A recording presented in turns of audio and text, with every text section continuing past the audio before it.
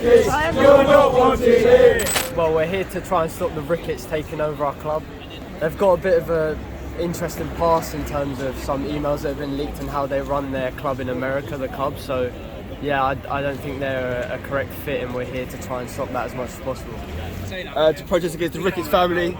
I think there's a general consensus of a lot of fans that don't want the Ricketts family for very obvious reasons that have come out in the recent future. Firstly, they're racist. Chelsea Football Club is an inclusive football club.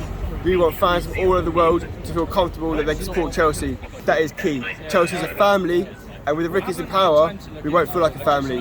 We won't feel comfortable.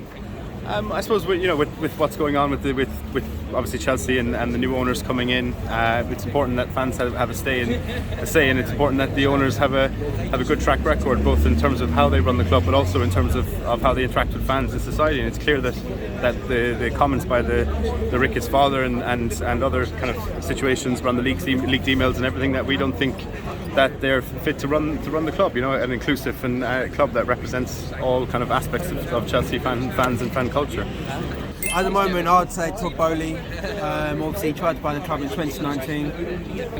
He's saying all the right stuff, of course. You have to see it to obviously believe it, but obviously at the moment, I'd say Todd Bowley is the one that I personally.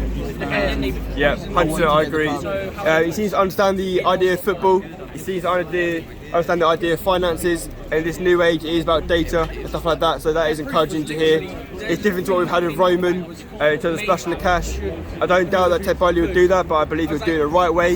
If the core interest at heart for the owner is about taking money out of it, I'm sorry, that's not what we want. It's as simple as that. Look at Roman, what he did. He left to $1.5 billion debt, and he doesn't mind. Okay, obviously we're not expecting the same sort of cash flow to come in, but either way, we want the owners to have the interests of the fans at heart. That's what matters.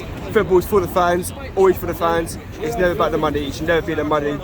At this time, it's Bowley. Of course, with all of these consortiums, there's going to be pros and cons, but from everything that I've personally seen, Bowley is the person best suited to take the club forwards. I would have to say Todd Bowley. He's definitely the person that has the most data-proven stats with how he runs the LA Dodgers. He puts the team first, makes sure that winning comes first, and puts the fans at the forefront of it. No one's going to be Abramovich, but I would say that Bowley's probably the best. It seems like the lesser of three evils, to be honest with you. I don't really like any of them, but Bowley, with his experience that he's got, tried to buy Chelsea before, so you can tell he's committed. I don't like this all new interest of any of them. So Bowley, just because he's had the interest before, would probably be my preferred one. If, as it's clear, Roman Abramovich is very close with Vladimir Putin, and I think it is right that he's sanctioned, and as a result of being the sole owner of Chelsea Football Club, it does make sense that the club is sanctioned. In terms of coming under restrictions, sanctioned businesses do get restrictions, so I think a lot of it's right. I think not selling tickets to fans when there's a very clear way that the money can be kept aside, and the way that they're also selling tickets to Wembley when the FA is going to be getting money, I think that stinks a bit and doesn't really make sense. But in terms of sanctions, yeah, it seems like it's fair.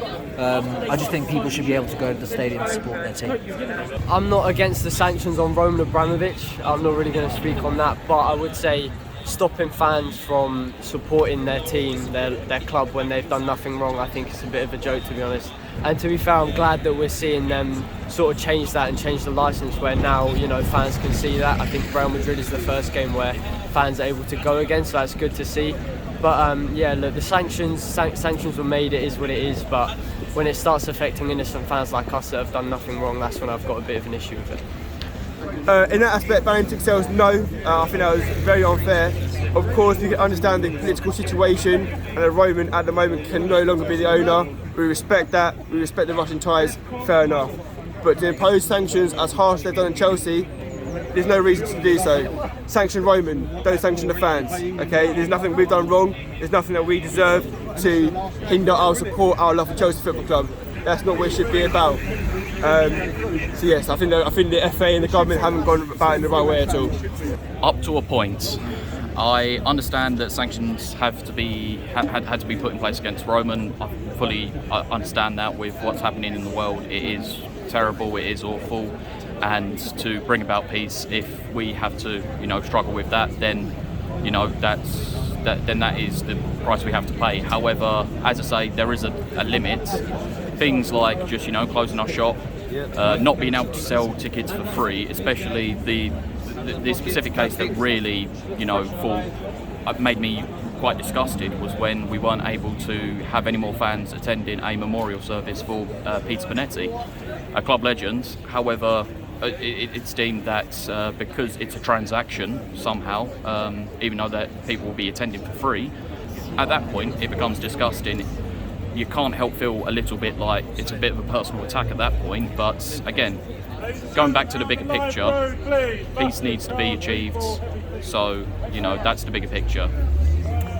It's a really tough question because I feel like it was the right decision to sanction Roman Abramovich, but with the certain things they've done to Chelsea, like not being able to buy tickets and shutting down the merchandise store, that's harming the working people as well.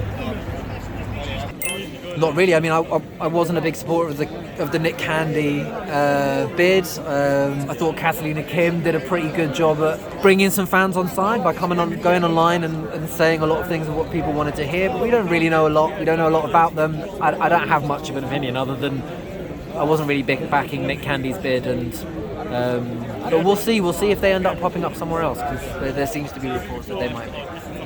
To be honest, I was in favour of them. To be honest, I think what they were saying, I think it was Catalina Kim. She was, you know, interacting with the fans a lot. I was quite a fan of that, showing that she kind of cares. Obviously now she's pulled out and her group's pulled out with Nick Candy, but yeah, she was saying the right things. Whether that was for PR or not, we don't know. But yeah, I wasn't against it. I thought the bid looked quite interesting. It's a shame that they got removed, but it is what it is. I forget her name now, the South Korean lady. She's been very active on Twitter. She's been making her opinions known as to what she wants from the football club, what she plans to invest and stuff like that. Great. I think Nick Candy's a credible candidate. If he was to come in, no problem. He's a clear Chelsea fan. He's a season ticket holder. As a Chelsea fan, that's very reassuring that he understands the club and loves the club. But as we've just said, Ted Bowley is our first choice. If Nick Candy was to come in, great, no problem. But as it stands, anyone right now is better than the Ricketts. It's as simple as that.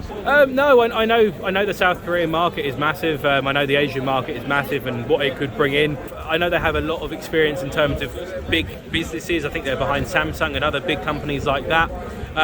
So they seemed all right, but obviously they weren't considered to go further forward.